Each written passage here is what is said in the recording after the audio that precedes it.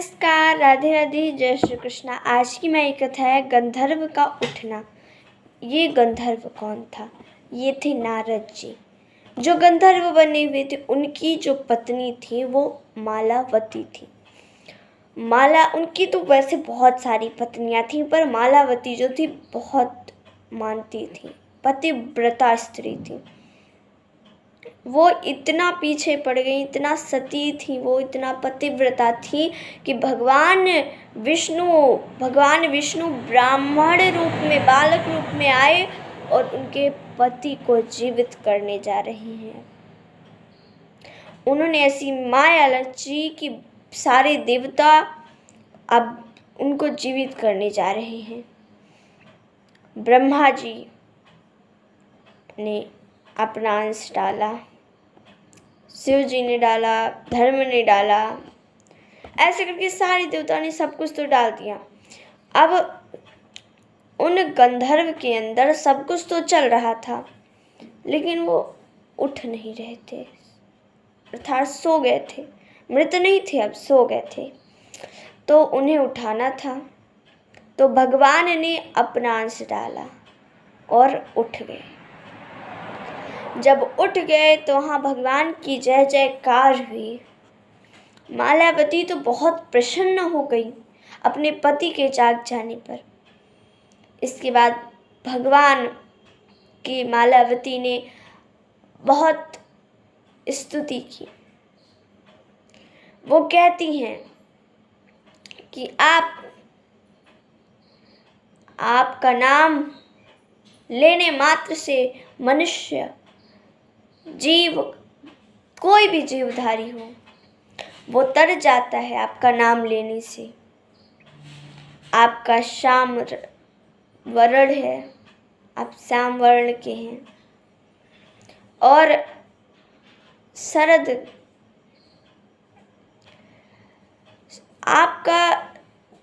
आपके हाथ पर मुरली रहती है, पीतांबर ओढ़े रहते हैं।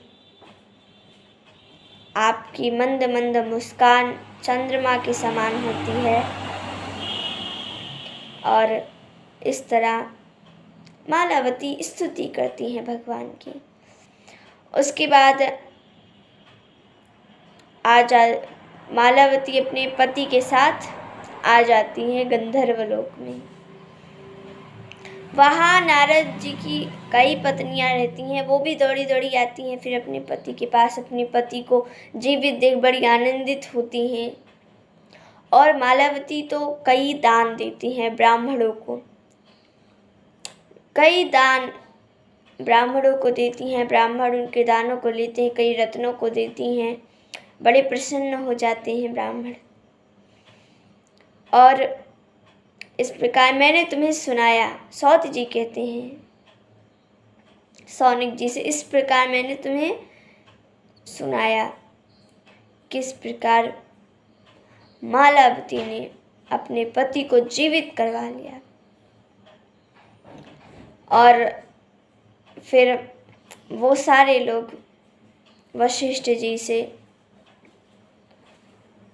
वो कवच, संसार पार वाला कवच सुनते हैं। तो सौनक जी कहते हैं ये कौन सा कवच है, मुझे भी बताइए जरा। तो सौती जी कहते हैं कि ये जो कवच है बड़ा गुप्त है, इसको मैंने अपने पिताजी के मुख से सुना था। ये कवच जो है वो उसको अगर 1,00,000 बार श्रवण कर लो या 1,00,000 बार पढ़ लो ना, तो सिद्धि प्राप्त हो जाती है, सिद्धि। ये भगवान विष्णु को बहुत प्रिय है, प्राणों से भी प्रिय उनका कवच है। और इस प्रकार उसका मैं सुनाता हूँ। इसको मैंने अपने पिताजी के मुख से सुना था। इसको भगवान विष्णु ने ब्रह्मा को सुनाया था, शिव को सुनाया था, धर्म को सुनाया था, और वशिष्ठ जी ने गंधर्व को सुनाया था, गंधर्व परिवार को। और शिव जी ने बाणासुर को सुनाया था। तो इस प्रकार सौती जी वो कवच वो कवच शौनक जी को सुनाते हैं।